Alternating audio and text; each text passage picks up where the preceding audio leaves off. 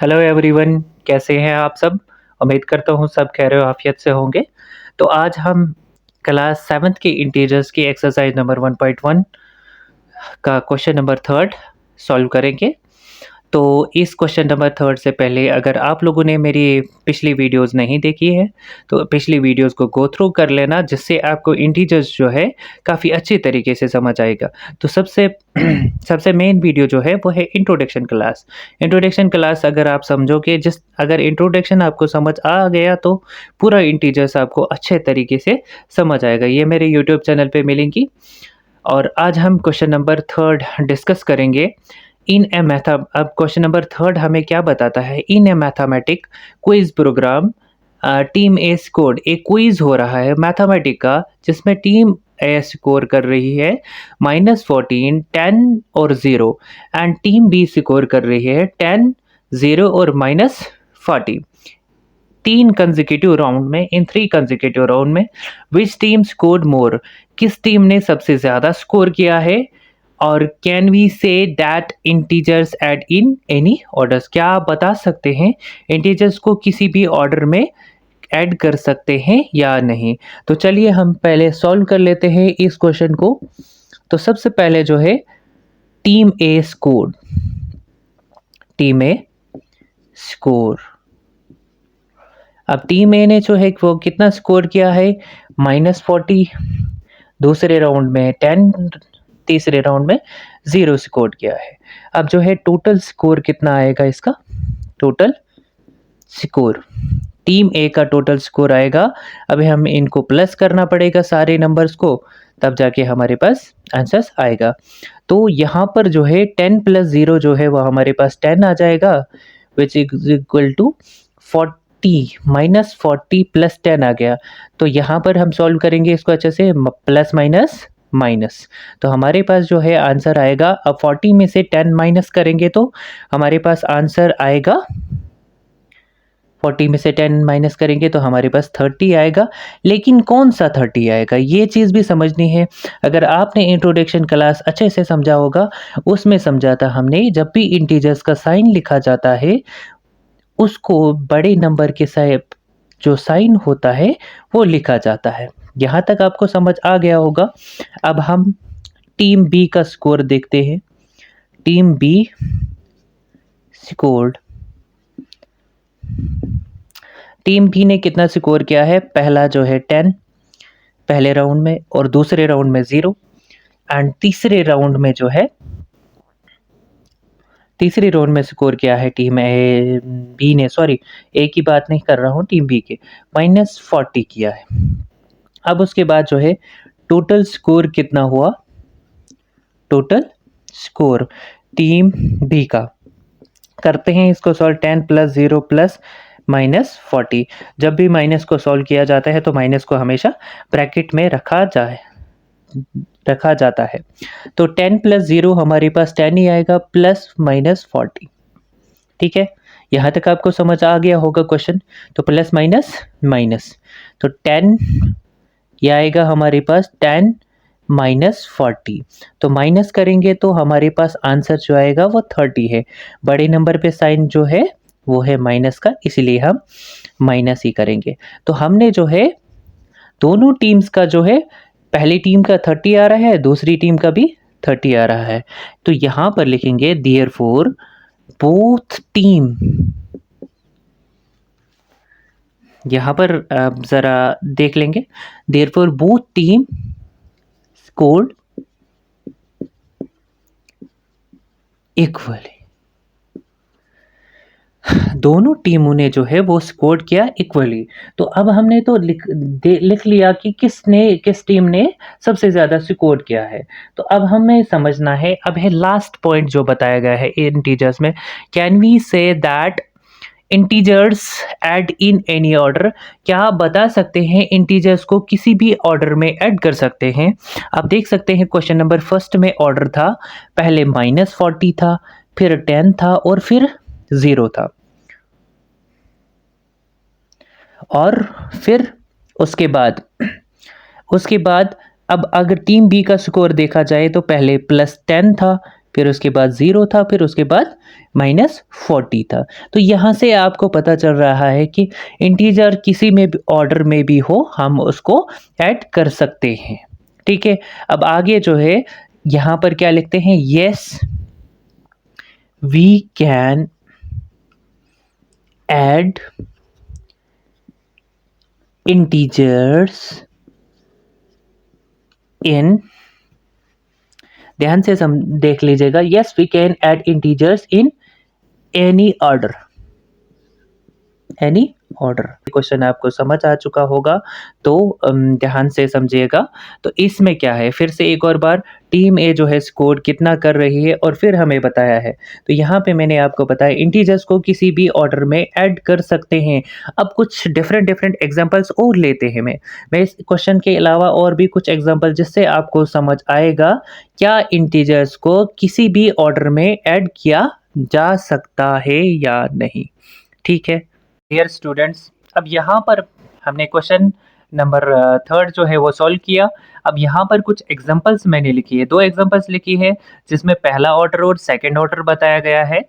तो पहले ऑर्डर में मैंने 3 इंटीजर्स लिए हैं, एक -1, 2, 3 ये इंटीजर्स लिए हैं। फिर उसके बाद इन सभी को मैंने ऐड किया है। तो देख सकते हैं आप, मैं दिखाने की कोशिश करूँगा आपके पास। यहाँ पे -1 है, -2 सॉरी -2 नहीं +2 है और यहाँ पे 3 है। तो देख लीजिए, तो सबसे पहले सॉल्व कर लेते हैं, प्लस वाले को सॉल्व करते हैं। 2 + 3 = 5, 5 हमारे पास आंसर्स आया। -1 को एज इट इज़ नीचे उतारेंगे, -1 को एज इट इज़ नीचे उतारने के बाद जो है आंसर्स आएगा plus minus minus, plus minus minus रहता है, तो यहाँ पर 4 है, 4 आ गया हमारे पास आंसर्स। तो बिगर नंबर के पास जब साइन प्लस है तो हमारे पास आंसर्स भी प्लस में ही आएगा। अब दूसरा ऑर्डर, अब इस ऑर्डर को मैंने चेंज किया है। तो पहले 2 लिया है मैंने, फिर उसके बाद -1 लिया है और फिर उसके बाद +3 लिया है। अब देखो प्लस माइनस माइनस हो गया, 2 में से 1 निकालोगे तो आपके पास 1 बचेगा और ये 3 एज इट इज़ नीचे उतरेगा। तो फिर इसको सॉल्व करेंगे, यह हमारे पास 4 आएगा इसका आंसर। यहाँ तक आपको समझ आ गया होगा। फिर उसके बाद है 2 + 6 + 3, 2 + 6 + 3 ये 2 नंबर्स लिए हैं। फिर इन्हीं नंबर को मैंने उल्टा किया है, 2 + 6 + 3। ये मुझे लगता है ऐसा कि ये रिवर्स ऑर्डर भी इनका सेम ही लगता है।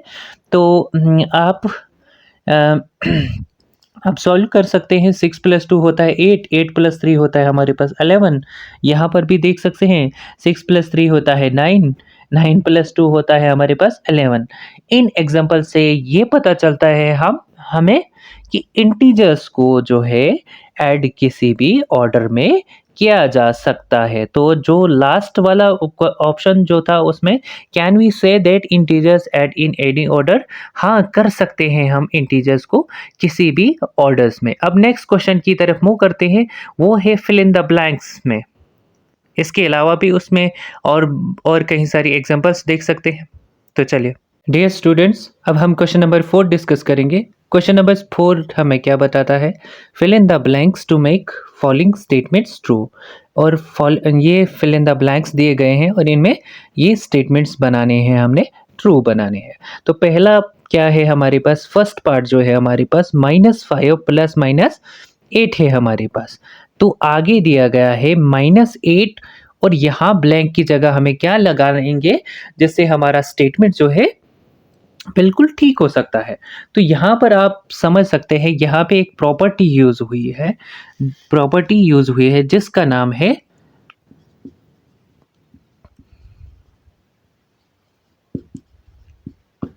कम्यूटेटिव प्रॉपर्टी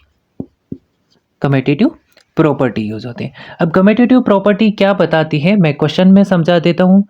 a + b जो है is equal to b + a।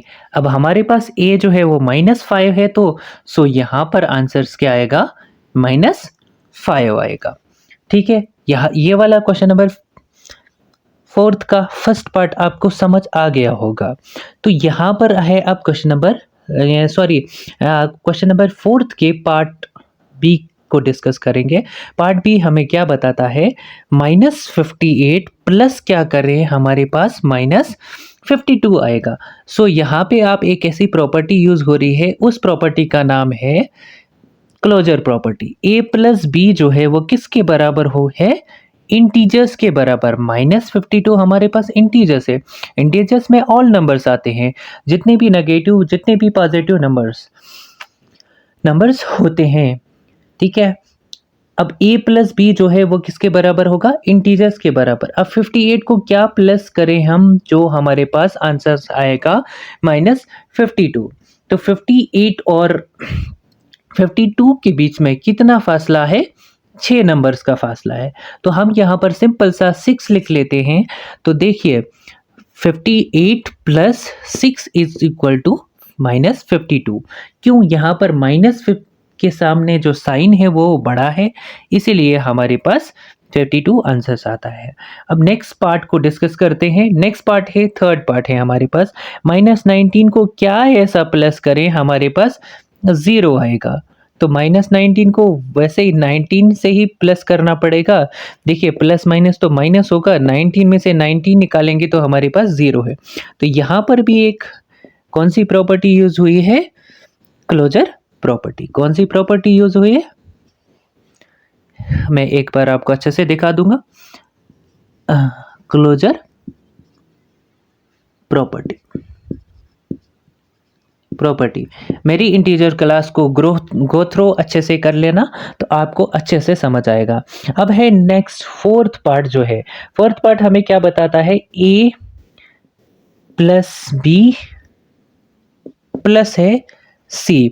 इसी तरीके से a प्लस बी प्लस सी है हमारे पास।